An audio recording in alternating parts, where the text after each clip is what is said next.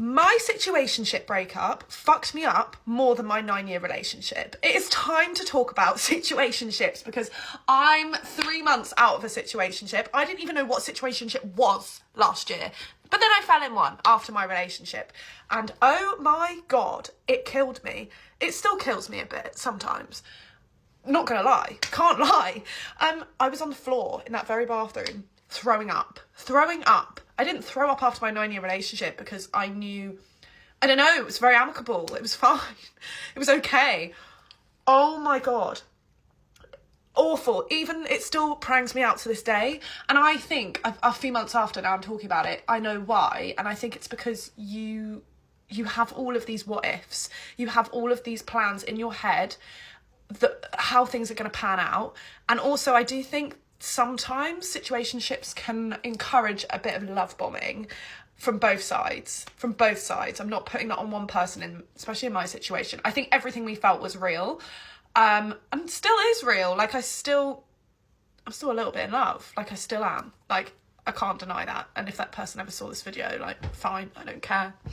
Love is love. But oh my God, guys, I died. And I think when you have a long-term relationship, you kind of ride the course, you tick off the boxes, you do the holidays, you have the arguments, you move in together, like you tick everything off. A situationship is just like an imaginary game where your mind kind of runs loose and you imagine your future. Like we planned to go to like Mexico together. Did end up going with my girlfriend instead, as in my best mate. She's not my girlfriend, wish she was.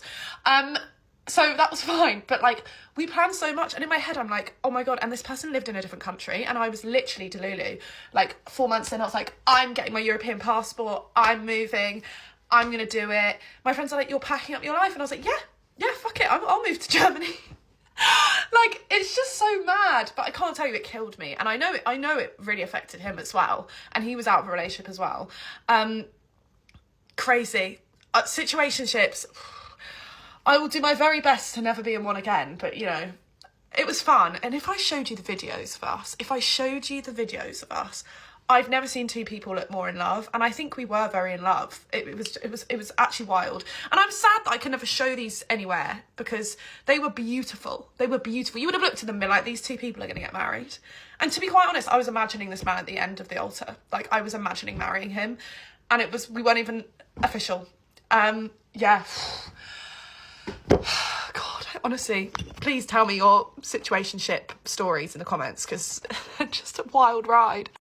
Okay, so you see where in the beginning she said you plan kind of the future in your head.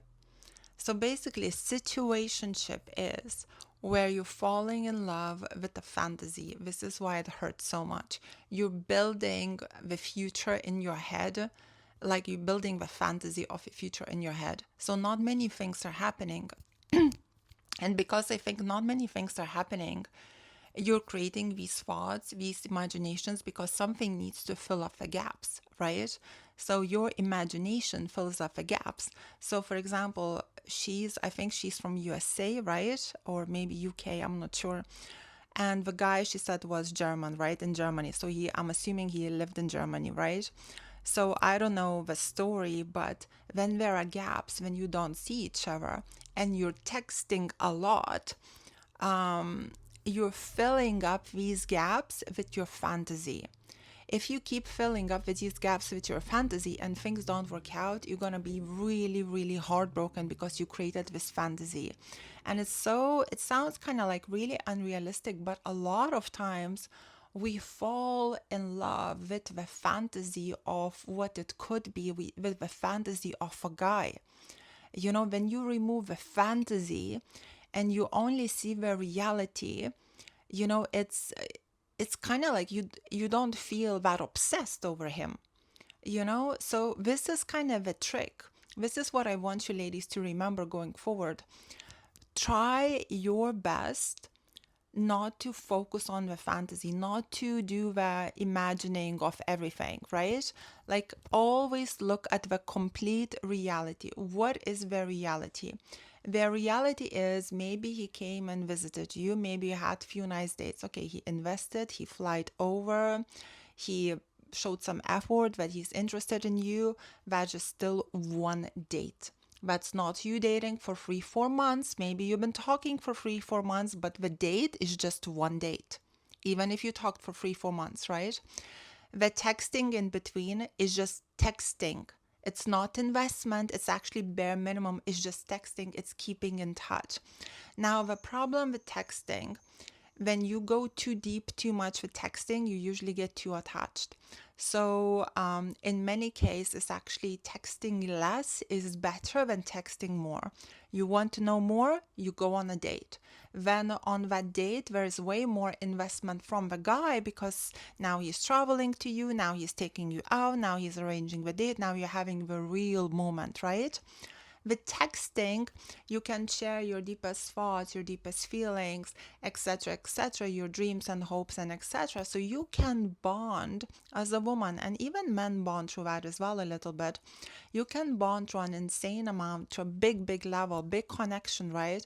And it's just texting. It's just breadcrumbing. Logically, it's just breadcrumbing. Somebody can pull out at any time. They can disappear, ghost at any time, because there is not that much connection. Real life dating is where the connection is at. So where she fell for is like, what she fell for is probably true words and a lot of texting and imagination. Now, how do you handle, let's say, if you're dating long term, or you're like, starting to see a guy and you're attracted to him, but there is maybe a few issues or something is happening that you're like not getting into a relationship that fast. You basically, as a lady, you let him make the moves. You just allow a man to make the moves, because this is when we know what is actually happening logically, how much a person is into you. So if a man is willing to travel to see you, when he went to see you, you guys, slept together or didn't sleep together, it's kind of like, usually if a guy, from all the clients that I coach, if a guy flies to see you and you have a weekend together in another country and you sleep with a guy, most likely they don't come back. This is kind of like, from majority of clients I coach, usually this is the situation.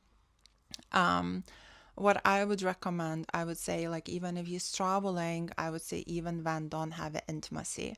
If he's interested enough, he'll come again.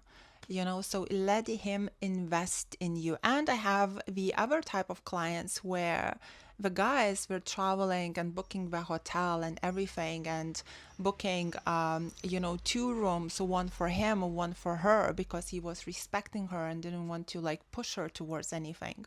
So it's like, there are good men like that, and it's better to be safe and sorry. Anyway, going back to kind of dating, right? So the guy needs to travel to you. The guy needs to invest into you. The guy needs to make the moves, because the relationship, to be honest, only matters, or the relationship is only healthy where both people are happy. Both people are happy, not just women and not just men. Both people are happy is when the guy is investing, when the guy is pursuing true action. If he is being all charming and love bombing, fine, but he needs to do that. If he's flying to you, great, but he needs to do that. He's paying for things. Yes, you can be receptive. Yes, maybe you can cook him a meal or dinner, or you can pay for something small, but he needs to keep investing. And you need to look at everything as still 1 date, still 2 dates, still 3 dates. And then he needs to he needs to mark the relationship. He needs to be like, will you be my girlfriend? I want to be exclusive, etc., etc. And guys usually get exclusive when you're not the one traveling to him. You're not the one saying, I want you to be my boyfriend. When they're making the effort, we are the ones that usually offer the exclusivity, because he's pursuing you. You're a challenge to him.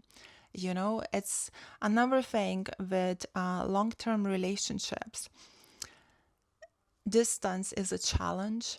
So sometimes, even if a woman is a bit more emotional or a bit more crazy, a guy also creates a bit of fantasy about her.